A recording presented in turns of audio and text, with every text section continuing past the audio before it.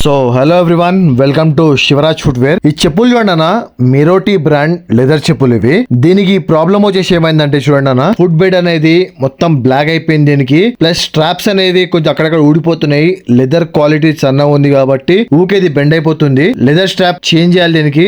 Foot bed cleaning చేయాలి. Cleaning చేసినాక leather strap change చేసినాక కింద సోల్ కూడా మొత్తం అరిగిపోయింది. అరిగిపోయినందుకు అన్నం చెప్పారు మనకి. కింద సోల్ వేయాలి, లెదర్ స్ట్రాప్ చేంజ్ చేయాలి. ప్లస్ ఇంకోటి మనం పాదం పెట్టినప్పుడు మన ఫింగర్ మధ్యలో ఉంటుంది వైట్ కలర్ ది, ఫింగర్ మధ్యలో వస్తుంది సపోర్ట్ కి. ఆ సపోర్ట్ కూడా ఒక దానికి రీపోయింది. సో మనం ఏం చేసినామంటే దీనికి అన్న చెప్పిన మన దగ్గర చూడండి అన్న, క్లియర్ గా చెప్తాం కస్టమర్ కి, అన్న దీనికి లెదర్ స్ట్రాప్ చేంజ్ చేయించుకోమంటే చేసిస్తాము. రెండోది సోల్ ఏమని చెప్పారు. సోల్ కూడా అన్న నేను చెప్పినట్లు సోల్ చేయించుకోమని చెప్పినాను. సోల్ అయిపోయినాక ఆ ఫింగర్ మధ్యలో పెట్టేది ఉంది కదా, దానికి ఏం చేస్తా అంటే నేను ఇప్పుడు మీకు ఏదైతే పాతది ఉందో అది రబ్బర్ మెటీరియల్ తో తయారై ఉంటది. దానికే చేసి ఏంటంటే టెంపరీ వస్తుందన్న మీకు. ఒకవేళ పర్మనెంట్ కావాలంటే ఆ ప్లేస్ లో నేను లెదర్ పెట్టేస్తాను, లేదంటే మా దగ్గర వేరే క్లాత్ టైప్ ఉంటుంది ఒకటి నవర్ పట్టి అని, అది పెట్టేసి పైప్ పెట్టి సెట్ చేస్తానని చెప్పిన. సరే అన్న చేయమని చెప్పారు అన్న. ఇది నేను ఏంటంటే మొత్తం రాసి పంపించిన అన్నకి. సరే అన్న చేయమని చెప్పారు. ప్లస్ ఇంకోటి అన్న, కింద సోల్ బాటమ్ సోల్ ఉంది కదా, ఆ సోల్ అయితే వైట్ కలర్ ఉందో మనకు వైట్ దొరకదు అన్న, బ్లాక్ లో ఉంటది. మంచి క్వాలిటీ పెట్టేసని చెప్పిన, క్వాలిటీలో కూడా ఆ గేజ్ కూడా మంచి పెట్టేసని చెప్పినాను. సరే అన్న చేయమని చెప్పి మనకు వర్క్ అయితే డీల్ అయిపోయింది. వర్క్ అయితే అన్న చేసేమని చెప్పారు. సో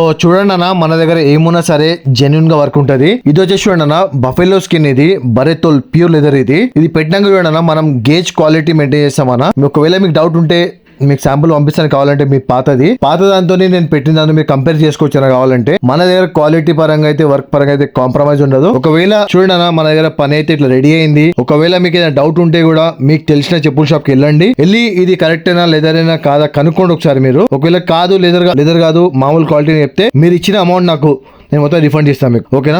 మీరు రాపించుకోరండి వాళ్ళ దగ్గరికి వెళ్ళి, మీకు చెప్పిన వాళ్ళ దగ్గర రాపించుకోరండి. షూ రిపేర్ షాప్ అయితే ఉంటుందో వాళ్ళ షాప్ అడ్రస్ రాపించుకోరండి. మీరు నాకు ఇచ్చిన అమౌంట్ రిఫండ్ చేస్తాను మొత్తం నేను ఫ్రీగా. ఓకేనా? సో చూడండి మన దగ్గర ఫస్ట్ వచ్చేసి క్వాలిటీ ఇంపార్టెంట్ అన్న. First quality important, work important.